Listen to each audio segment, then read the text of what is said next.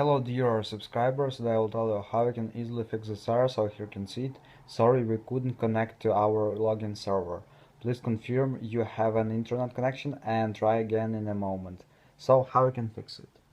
So for fixing it, first thing you need to check your internet connection and just try to close your Instagram app and just open it again.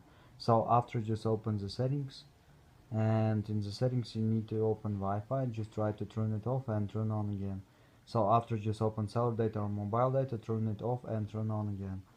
After just go to the general, just scroll down, just tap on shutdown, slide to power off, wait for a second and just power on your phone again. So just simple restore your phone.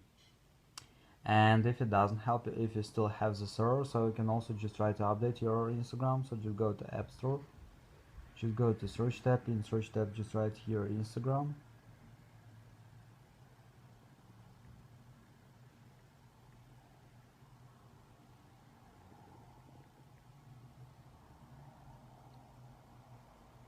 And if you see here not open but update, just tap on update and wait until it will successfully install the latest updates for your Instagram. So thanks for watching, have a nice day, subscribe to my channel, click like, and goodbye.